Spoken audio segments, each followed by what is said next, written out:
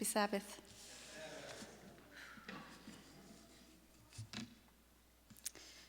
So, growing up, I was always immersed in stories of God's miracles in my family. My parents' inspiring journeys as missionaries, and my grandparents' unwavering faith even when they faced rejection and isolation, and even ridicule for being a Christian, a Seventh-day Adventist. Those, like Joe had mentioned, Elder Joe, that those who have been to my parents' home to share a meal can attest to the miracle stories and praising God for his faithfulness and blessings.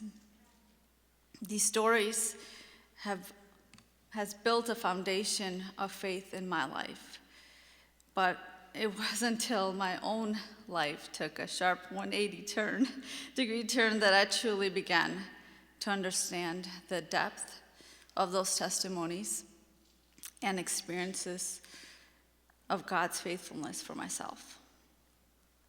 I would like to share my testimony today beginning with a Bible verse from the book of Psalms. The book of Psalms is a collection of songs and hymns and poems with a wide variety of themes. In chapter 46 and verse 10 in particular has been a profound reminder of God's unwavering protection. He says, "Be still and know that I am God." It speaks to his role as a refuge, a shelter, a safe haven where his people can find solace and security amidst life storms, whether they're natural disasters, wars, or personal struggles. God's love and care is constant. His power is unmatched. This chapter inspires trust in God's sovereignty, urging us to replace fear with faith. 15 years ago, I was diagnosed with cancer, a very aggressive type of lymphoma. I had recently graduated with a doctorate of physical therapy and had just quit my job in Grand Rapids and was heading for a new job in New Mexico. My parents came to say goodbye to me and immediately looked in my eyes and said, "You have jaundice." Just to reassure them, as I promised them, I would get checked out at the hospital before beginning my drive to New Mexico. Well, I never made it to New Mexico. After running a series of tests at the hospital, the doctors told me that I was not going anywhere. With all of my things were packed and parked in the hospital ER parking lot, a few days, or I should say rather, a few hours turned into nearly 2 weeks of testing, where I was eventually told that I have cancer. They informed me, due to my aggressive nature of cancer, I couldn't afford to wait and needed to start chemotherapy immediately. God worked through this doctor whom I barely knew, who went out of his own way to call in a favor on my behalf, ensuring I was fit in the schedule of this specialist at Henry Ford Hospital in Detroit. It was a powerful reminder of how God places people in our lives at just the right moment to show his care and provision. It was at Henry Ford Hospital where I really understood how aggressive my cancer was. A type of lymphoma that I was diagnosed with was very rare. It is usually found in children or in Indian women that there's no treatment for it. Henry Ford Hospital had only seen 2 cases, and I was the second. And the first patient did not survive. I was immediately started on chemotherapy. They had to put me on the most aggressive chemotherapy because if the chemotherapy did not work, it could turn into leukemia. To receive my chemo treatments, I would have to be hospitalized for a week. I would watch these two people walk into my room. They had these spacesuits on. It looked like a virus outbreak movie where they were covered from head to toe and carrying these bags of chemo, each having to verbally confirm the medication to each other and individually sign off before they would connect that chemo to my med port, which was surgically implanted in my chest. I also had to receive chemo in my spine, where I was told to stand on a 2 to 3 inch ledge and this table where you had to hug this table as they tilted this table at a certain angle as they inserted this long needle into my spine. And they would say, "Don't move." During these grueling cycles of chemotherapy, my immune system was very compromised. My family made enormous sacrifices by putting their own lives on hold for me.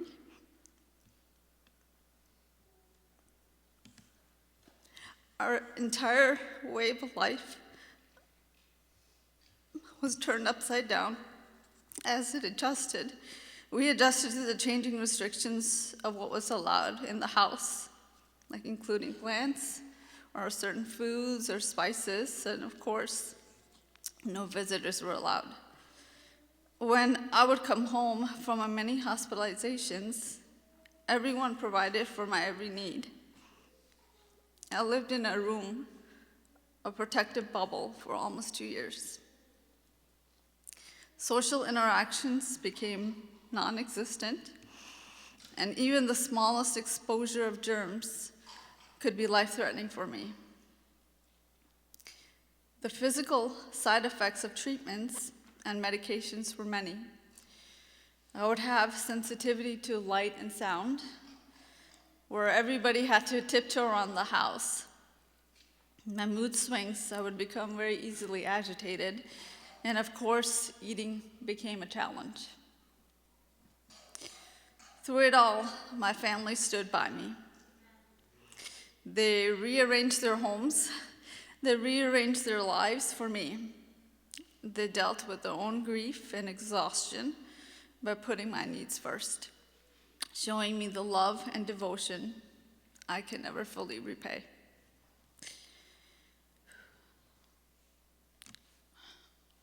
While getting chemotherapy, I went through many complications and critical life-threatening moments.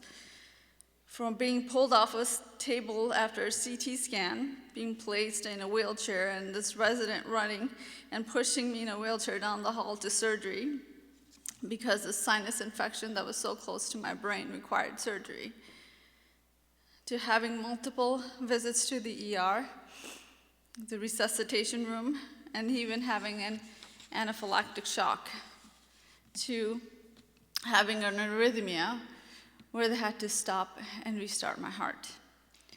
That was not fun. I can still remember the room was filled with people. I was very, very weak, and I could barely open my eyes. And there was a lot of noise around me, and I could only hear one voice, and that was my sister, Pushpa. She calmly guided me through every step, explaining what I would feel and urging me to focus on her voice. Her composure and strength was remarkable. So much so that the doctor that was actually in the room even offered her job on the spot. At this point, I could barely walk and needed to hold on to somebody to walk short distances, and I was in a wheelchair. One of the most terrifying moments was when I truly felt close to death. That was when I became septic. Sepsis is blood poisoning, a body's extreme reaction to an infection that is considered a life-threatening medical emergency. It sets off a chain reaction within the body, and without timely treatment, sepsis can quickly progress to tissue damage, organ failure, and even death. Up to this point, no matter what challenges I faced, I always felt this deep sense of peace, even in the hardest days. But when I became septic, things changed. I would hear a voice and see a presence. And this presence was dark, it was strong, it was big, and it was evil. I have never experienced fear like this in my life before. One day, this dark and powerful and evil presence was encircling me and taunting me and kept saying, "Do you still have faith?" And I was scared. I was curled up in a fetal position and I was shaking in fear. And I kept repeating in my mind, "God, save me. I'm scared." And as soon as I said the name of Jesus, there was this bright, warm, yellow candlelight light that touched my feet and went up on my body all the way to my head. And instantly, I stopped shaking, and I felt this calm over me. This experience brought a new depth to my understanding of Psalms 27, verse 1. "The Lord is my light and my salvation. Whom shall I fear? The Lord is my stronghold of my life. Of whom shall I be afraid?" In that moment, I understood that even in the darkest of times, God's light and presence are stronger than anything that seeks to overpower us. My chemo treatments were completed. I did not have any immunity. I was not doing well. And at the request of my family, I was prayed over and anointed at home by our then pastor, Justin Kim, my father, Elder Devon Singh, Elder Joe Skrabowski, and Elder Kim Koya. Thank you. During another hospitalization, a physician who was the head of the bone marrow transplant team at Henry Ford Hospital approached my sister Pushpa. Introducing herself, she explains that she served at the hospital's cancer board, and even though I wasn't her patient, she felt like she needed to do something for me. She suggested we consider a bone marrow transplant. Even though it's not a treatment for my cancer, but she encouraged us that we should try it. After the first consult with her, I refused because they bring out this big, thick folder describing all the serious complications and life-threatening diseases and disabilities that you can have after a bone marrow transplant. By law, they are required to review these risks with me and these complications, and these complications become even more severe if you don't have a high % donor match. I thought, well, at this point, if I was going to die, I'd rather die at home than having all these disabilities. Nitu managed to get me an appointment at the Karmanos Cancer Institute for a second opinion within the week. That was a blessing from God in itself, as it gave me an opportunity to see the right people at the right time to make a crucial decision. At Carmano's, the doctor was pretty straightforward. I had a 50-50 chance of survival because there's no established treatment for my type of cancer. After another consultation with the bone marrow transplant team at Henry Ford Hospital, I finally agreed to proceed with the transplant. The next step was to find a donor match. For a bone marrow transplant, a sibling has a 25% chance of being a 100% match. For a unrelated individual, the chances are even more extremely slim. Only an identical twin can be a perfect 100% match. Both Nitu and Pushpa were tested, and Pushpa was a 70% match, but couldn't be considered because she was pregnant with Sienna. Miraculously, Nitu turned out to be a 100% match. My God-given, miraculous, identical twin 100% match. This was nothing short of a divine intervention and a profound answer to prayer. To prepare for the transplant, I was hospitalized in a specialized room that had its own ventilation system from the hospital, very sterile. I underwent intense full-body radiation treatments, and those side effects were excruciating. I developed painful sores in my mouth and my throat. It felt like broken glass. I stopped speaking, eating, and was connected to a pain pump, and I communicated by writing. Nitu, meanwhile, was getting Neupogen shots for weeks, which helps boost in production of white blood cells. These shots cause a lot of bone pain. So she would not be around me so that I wouldn't see her in pain.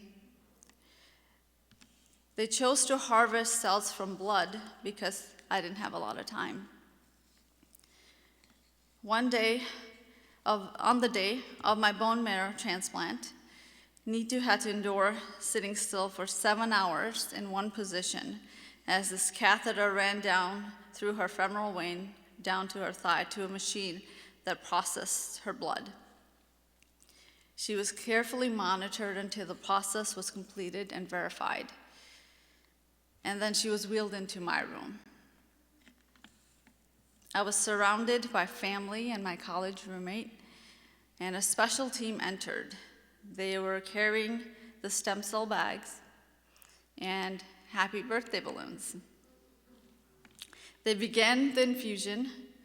They sang happy birthday to me, explaining that this was the start of a new life, a rebirth. They even gave me a birthday card and a special pin that splits into 2 halves, one half of which I'm wearing today, and the other half which Nitu is wearing today. And it says, I'm a receiver of life today. I should read it, sorry, I'm nervous. I am the receiver of the gift of life, and Nitu says, I'm the giver of the gift of life.